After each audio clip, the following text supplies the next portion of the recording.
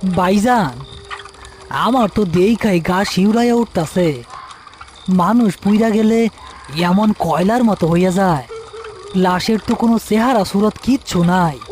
হ্যাঁ, আগুনের গ্রাস খুব ভয়ঙ্কর রতন, সব কিছু ছাই কইরা দেয়। নাম আসিল কাদের মিয়া।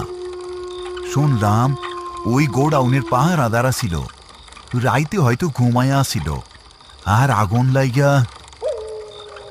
কিন্তু ভাইজান, একটা জিনিস খেয়াল করছেন? লাশের গা থাইকা এখনো কেমন জানি পুরা গন্ধ বাইর হইতাছে। মনে হইতাছে যেন একটু আগে আগুন নিবানো হইছে। পুড়লে তো গন্ধ থাকবই। তুই এত কথা না কইয়া ব্যানটা গোরস্থানের গেটের কাছে নিয়ে থামা। না ভাইজান, গন্ধটা স্বাভাবিক না।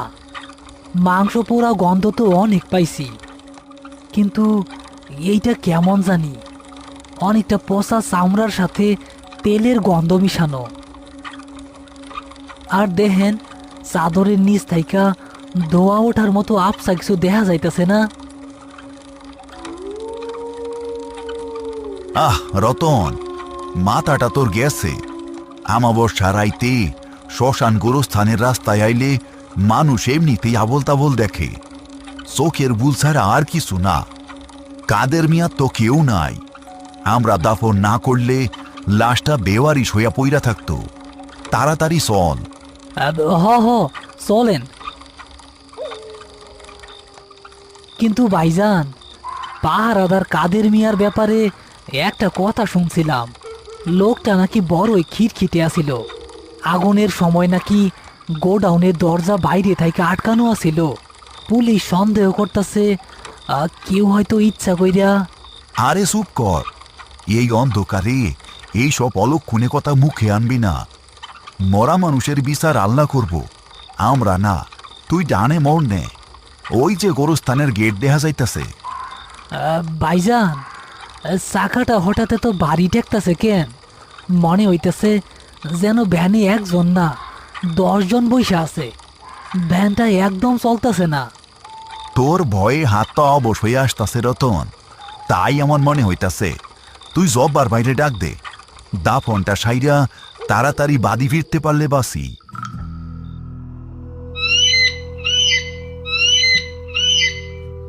তারা গোরস্থানের গেটে পৌঁছালো। চারপাশটা অদ্ভুত রকমের নীরব, আর ঝিঝি পোকার ডাকও শোনা যাচ্ছে না। ও রতন গেটের কাছে গিয়ে জব্বার আলীকে ডাকতে লাগলো। জব্বার ভাই, ও জব্বার ভাই, গেটটা খুলেন, আমরা আইসা পড়ছি। কিছুক্ষণ পর ভেতর থেকে টিমটিমে হ্যারিকেন হাতে জব্বার আলী বেরিয়ে এলেন। তার চোখে মুখেও কিছুটা অস্বস্তি। কি ব্যাপার করিম, আজকাল লাশ আনতে এত দেরি করলা যে? রাত তো প্রায় 2টা বাজে। আর এটা কেমন গন্ধ! পুরা গোরস্থান তো পুরা গন্ধে বইরা গেছে।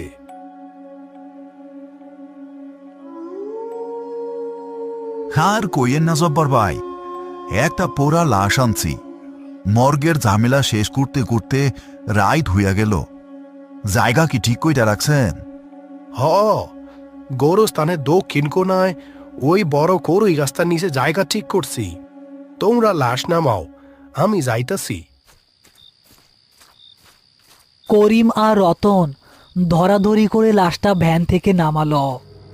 লাশটা এতটাই হালকা হয়ে গেছে যে রতনের মনে হলো সে যেন একটা পোড়া কাঠের টুকরো ধরে আছে।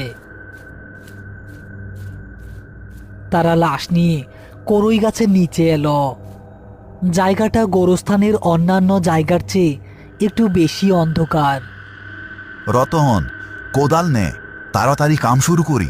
রাইত অনেক হইছে।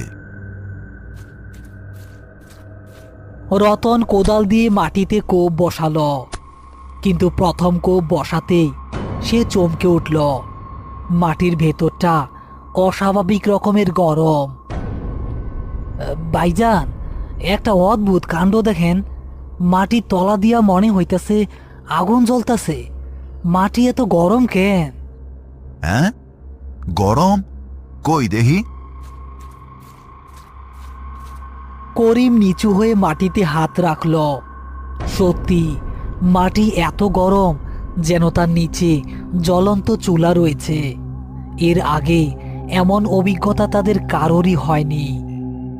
কি রে, ব্যাপারটা তো সুবিধার মনে হইতাছে না। মাটি তো পুরা তোতা হয়ে আছে। আহ, আমি তো মাগরিবের আগে এই জায়গাটা পরিষ্কার করলাম, তখন তো এমন ছিল না। তারা কথা বলছে, এমন সময় হঠাৎ করেই তাদের নাকে খুব কড়া একটা পোড়া গন্ধ এসে লাগলো। মনে হচ্ছে ঠিক তাদের পাশেই কিছু একটা পুড়ছে। রতন ভয়ে ভয়ে লাশের দিকে তাকালো। ভাইজান, লাশটা! আরে এমন ভয় পাইতেছস কেন? কি হইতে লাশের? করিম আর জব্বার আলী লাশের দিকে তাকাতেই ভয়ে জমে গেল। পোড়া লাশের শরীর থেকে ধোঁয়া বের হচ্ছে, আর স্পষ্ট শোনা যাচ্ছে আগুন জ্বলার শব্দ, যেন চরবর করে কাঠ পোড়ার মতো আওয়াজ হচ্ছে। হঠাৎ করেই লাশের একটা পোড়া হাত কেঁপে উঠল এবং ধীরে ধীরে শূন্যে উঠে তাদের দিকে ইশারা করতে লাগলো। ও আল্লাহ গো, ভাইজান, ভাইজান লাশ জিন্দা হয়ে গেছে। হ্যাঁ, চুপ কর রতন, জিন্দা হয় নাই। লাশটা কিছু একটা দেখাইতে চাইতেছে। করিম ভয় পেলেও নিজেকে শক্ত রাখল। সে খেয়াল করলো লাশের পোড়া হাতটা আসলে শূন্যে ভাসছে না, বরং তার নিজের বুকের ডান দিকে ইশারা করছে। করিম ধীর পায়ে লাশের দিকে এগিয়ে গেল। করিম, সাবধানে, এইটা কিন্তু সুবিধার মনে হইতাছে না। জব্বার ভাই, ডরের কিছু নাই। ও নিশ্চয়ই কোনো শেষ ইচ্ছা বাকি আছে।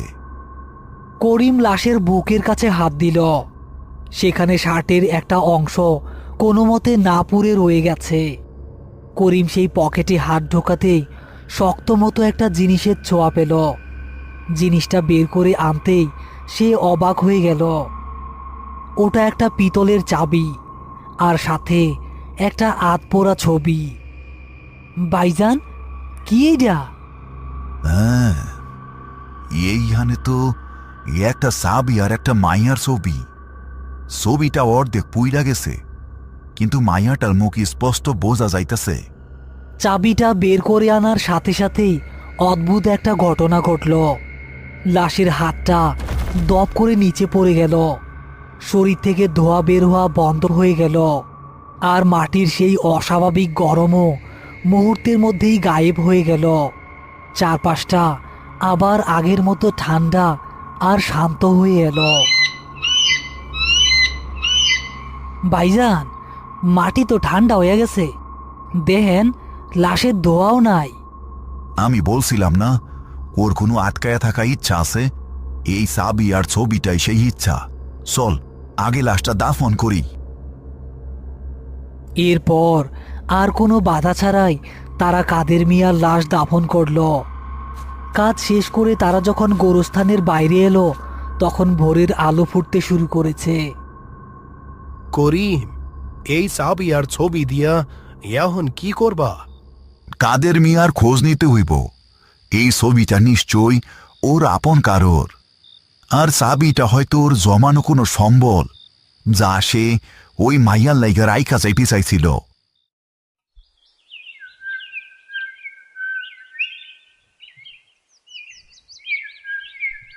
সকাল হতে না হতেই করিম আর রতন সেই কাঠের গোডাউনের কাছে গেল যেখানে আগুন লেগেছিল। সেখানে গিয়ে আশেপাশের লোকজনের কাছ থেকে তারা জানতে পারল কাদের মিয়ার কোনো আপনজন ছিল না, শুধু একটা এতিম নাতনি আছে যার নাম মরিয়ম। গোডাউনের মালিকের কাছ থেকে তারা মরিয়মের ঠিকানা জোগাড় করল। মা মরিয়ম, আসো না, কি করে? বাড়িতে কেউ আসো? ঘর থেকে 12-13 বছরের একটা মেয়ে বেরিয়ে এলো। তার চোখে মুখে শোকের ছায়া। করিম মেয়েটিকে দেখে চিনতে পারল এই সেই মেয়ে যার আতপোড়া ছবি কাদের মিয়ার পকেটে ছিল। কি কি আপনারা? মা, আমরা তোমার নানার লাশ দাফন করছি। তার কাছে এই জিনিসগুলা ছিল, দেহ তো। করিম চাবি আর আধপোড়া ছবিটা মরিয়মের হাতে দিল। ছবিটা দেখে মরিয়ম ডুকরে কেঁদে উঠল। নানা জান, আমার নানা জান, এই চাবিটা তো নানার সেই পুরান ট্রাঙ্কের চাবি। নানা কইতো এই ট্রাঙ্কে নাকি আমার পড়ালেখার পিয়ার লাইকার টাকা জমাইতাছে। ট্রাঙ্কটা কই আছে মা? ওই তো ঘড়ির কোনায়, আসেন আমার সাথে। মরিয়ম সেই চাবি দিয়ে ট্রাঙ্কটা খুলল। ভেতরে কিছু পুরনো জামা কাপড়ের নিচে একটা কাপড়ে মোড়ানো পুটলি। পুটলি খুলতেই দেখা গেল বেশ কিছু জমানো টাকা আর একজোড়া সোনার কানের দুল। মরিয়ম সেগুলো বুকে জড়িয়ে ধরে হাউমাউ করে কাঁদতে শুরু করলো। নানা জান আমারে কইতো, তুই চিন্তা করিস না বুবু, তোরে আমি মানুষের মতো মানুষ করমু। আগুনে পুইড়া মরার সময়ও নানা এই চাবিটা হাতছাড়া করে নাই। মারে, তোমার নানা নিজের জীবন দিয়া হইলেও তোমার আমানত রক্ষা কইরা গেছে। ওর আত্মা এখন শান্তিতে আছে। তুমি ওর লাগিয়া মন ভইরা দোয়া কইরো। করিম আর রতন সেখান থেকে বিদায় নিল। তাদের মনটা আজ অন্যরকম এক শান্তিতে ভরে আছে। গোরস্থানে ফিরে তারা দেখল জব্বার আলী তাদের জন্য অপেক্ষা করছে। কি খবর করিম, কাম হইছে? জব্বার ভাই, কাদের মিয়ার শেষ ইচ্ছা পূরণ হইছে। ভাইজান, একটা কথা ভাবতাছি। কি কথা? আমরা যদি রাইতে ভয় পাইয়া লাশটা রাইখা চইলা যাইতাম, তাইলে তো এই এতিম মাইয়াটা ও নানার শেষ সম্বলটুকুও পাইতো না। হ্যাঁ, এই জন্যই তো কই রতন, লাশ দেইখা ডরাইবি না। লাশের কোনো ক্ষতি করার ক্ষমতা নাই। তারা শুধু আমাকে উসিলা বানাইয়া তাগো অসম্পূর্ণ কাম পুরা করতে চায়। আমাগো কাজ শুধু তাগো পথ দেখানো। রতন গভীর সম্মানের সাথে করিমের দিকে তাকালো। সে বুঝতে পারল এই পেশাটা শুধু মাটি কাটা নয়, এটা হলো মৃত মানুষের শেষ ভরসাস্থল। সূর্য ডুবতে শুরু করেছে। গোরস্থানে নেমে আসছে আর একটা রাত, আর একটা অজানা গল্পের অপেক্ষায়। হ্যালো প্রিয় বন্ধুরা, আশা করি আজকের ভয়ঙ্কর গল্পটি আপনাদের ভালো লেগেছে। যদি ভিডিওটি দেখে ভয়, রোমাঞ্চ বা মজা পেয়ে থাকেন, তাহলে অবশ্যই একটি লাইক দিয়ে আমাদের পাশে থাকুন। এমন আরও নতুন নতুন ভয়ঙ্কর ভূতের কার্টুন ও গল্প সবার আগে পেতে এখনই আমাদের চ্যানেলটি সাবস্ক্রাইব করে রাখুন। আপনাদের ভালোবাসা ও সাপোর্ট আমাদের আরও ভয়ঙ্কর ও আরও ভালো গল্প বানাতে উৎসাহ দেয়। সবাই ভালো থাকবেন। আবার দেখা হবে আগামী শুক্রবারে ভয়ঙ্কর